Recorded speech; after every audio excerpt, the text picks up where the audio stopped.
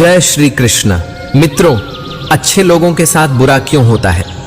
कभी आपने सोचा है कि क्यों ऐसा होता है कि जो लोग सच्चे दिल से धर्म का पालन करते हैं, दूसरों की मदद करते हैं, सत्य के मार्ग पर चलते हैं, उन्हें ही जिंदगी सबसे ज्यादा परीक्षा में डालती है, और वहीं जो लोग छल कपट करते हैं, धोखा देते हैं, बेईमानी से धन कमाते हैं, वे लोग ऐशो आराम की जिंदगी जीते दिखाई देते हैं। क्या सच में भगवान इंसाफ नहीं करते? क्या धर्म का पालन करना सिर्फ दुख और अपमान की ओर ले जाता है? क्या दुनिया में अच्छाई की कोई कीमत नहीं बची? नमस्कार मित्रों, स्वागत है आपका एक बार फिर भटकता मन पर। आज की इस वीडियो में हम इसी प्रश्न पर विस्तार से चर्चा करेंगे। यह प्रश्न जितना गहरा है, उसका उत्तर उतना ही रहस्यमय और आध्यात्मिक है।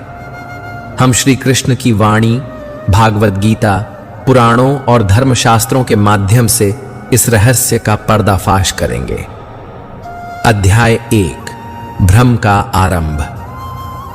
हर एक सज्जन व्यक्ति के जीवन में एक ऐसा क्षण आता है जब वह थक जाता है, जब उसके जीवन में दुखों का पहाड़ टूटता है, जब उसके द्वारा की गई भलाइयों का कोई परिणाम सामने नहीं आता। वह सोचता है, मैंने क्या गलत किया था? मैं तो रोज मंदिर जाता हूं, पूजा करता हूं, दान करता हूं, किसी का बुरा नहीं चाहता, फिर मेरे साथ ही क्यों होता है यह सब?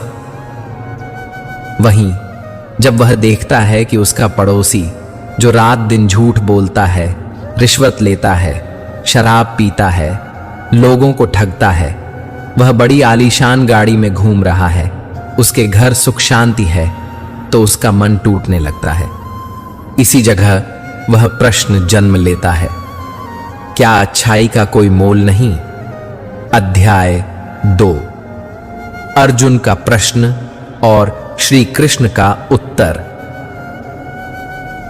जब महाभारत के युद्ध से पहले अर्जुन अपने कर्तव्यों से विचलित हुए, तो उन्होंने भी यही प्रश्न श्री कृष्ण से पूछा, हे माधव, मैं समझ नहीं पा रहा कि क्यों इस संसार में धर्म के पालन करने वालों को दुख मिलता है, क्यों अधर्मी शक्तिशाली हो जाते हैं। श्री कृष्ण मुस्कुराए।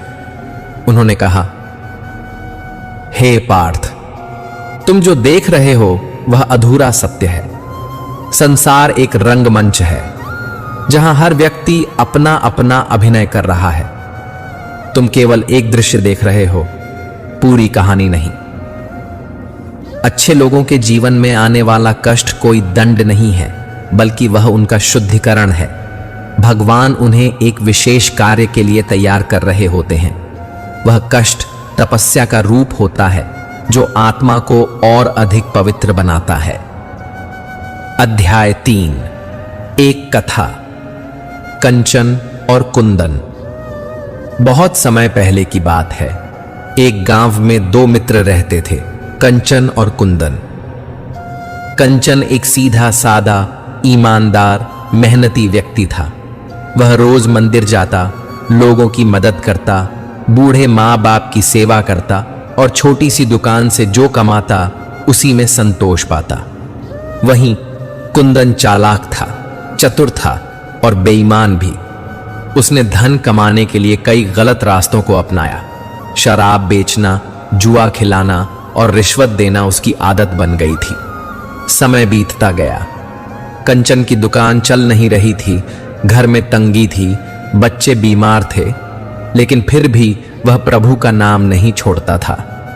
वहीं कुंदन की संपत्ति बढ़ती जा रही थी।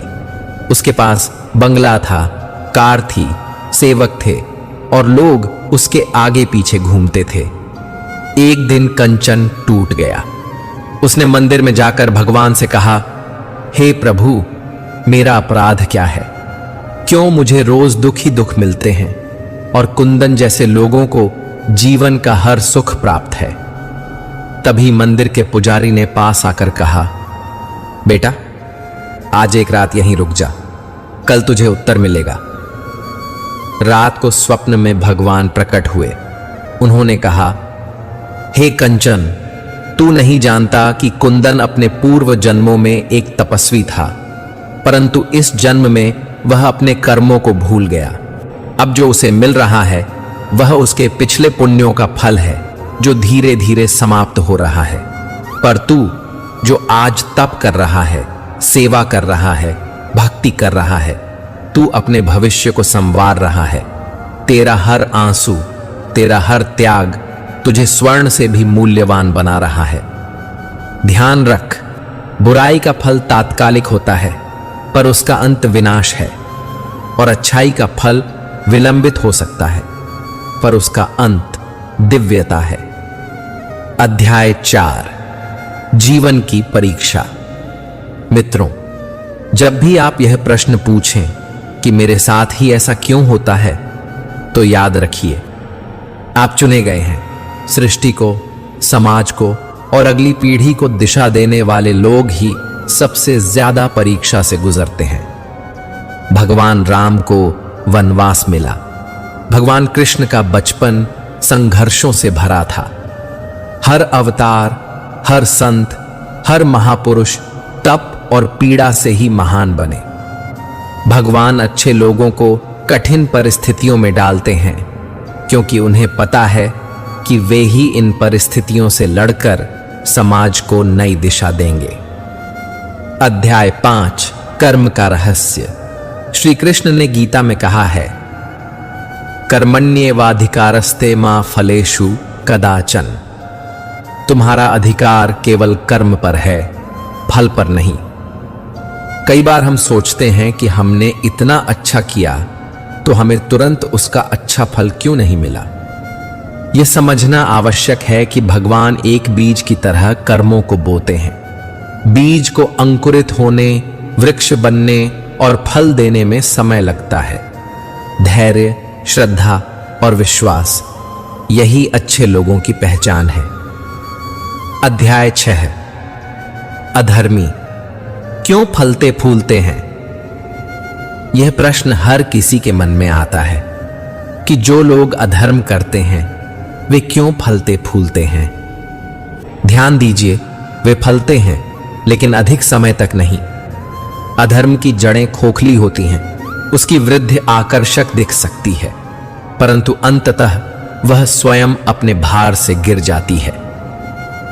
रामायण में रावण की पूरी लंका सोने की थी, परंतु अंत में वह अग्नि में भस्म हो गई।